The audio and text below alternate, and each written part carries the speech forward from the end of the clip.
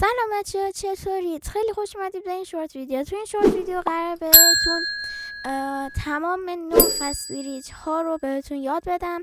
من خودم مونباگ هم بلدم، گاد بریج بلد نیستم، صرف سی پی اس دارم یاد میگیرم. بریجلی هم نمیخوام یاد بگیرم، خیلی بریج اوکی یا بریج خوبی، اما من حوصله‌شو ندارم، جدی تمرین خیلی زیادی میخواد.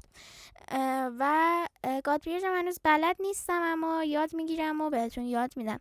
بچه همونطور که میدونین ما 3 نوع فست بریج داریم. یکی فست بریج درگنال، یه فست بریج نورمال که فست بریج عادیه و یه فست بریج که یکم سریع‌تر از فست بریج عادیه.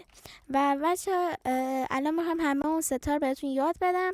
من یه جا هاتی اون بالا گذاشتم که ببینید من چه کلیکاری فشار میدم.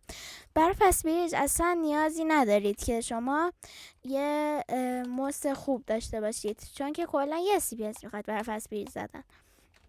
و بچه برای فست بریج الان میبینید دیگه من دارم استودیو فشار میدم و یه جا وای میسم. بعد اونا که حرفه‌این دیگه نیازی زوم کنه، اما اونا که تازه یاد میگیرن زوم کنید اینجا وسط بلاک و همون موقع که کلیک راست رو فشار میدید شیفت رو ول کنید بگیرید، ول کنید بگیرید، ول کنید بگیرید. بعدش که حرفه‌ای تر شده این دیگه براتون این آب خوردن میمونه. بعد دوباره مثلا یه جا میبینید دارید میافتید، دوباره میگیرید. همین شکلی. و همین شکلیه نورمال فست بریج، خیلی آسونه. همین اسودی این فست بریجای روبه صاف چیه روبه جلو هن. و یه دونه فست بریج داریم که درگناله که گن زدم اینو میاریم.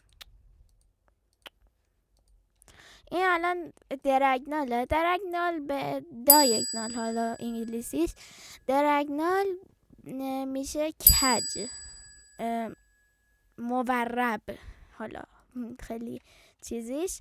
و تو بریج درگنال شما سی پی اس پیکسل بعد از این خط هیت، این خطر که میبینید یه پیکسل بعد اینو نگاه میکنید، باترفلای که هی پشت سر هم دابل کلیک میکنید که خیلی سی پی اس بالایی بهتون نسبتا میده.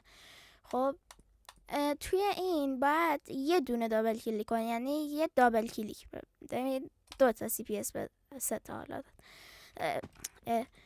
نگاه کنید وقتی که اینجا رو میگیرید ول کنید 2 تا بلاک، 2 تا بلاک، 2 تا بلاک، 2 تا بلاک. این هم بودش از آموزش فست بریج. امیدوارم از این شورت ویدیو خوشتون اومده باشه و تا شورت ویدیو چی کار دارم میکنم تا شورت ویدیو بعدی.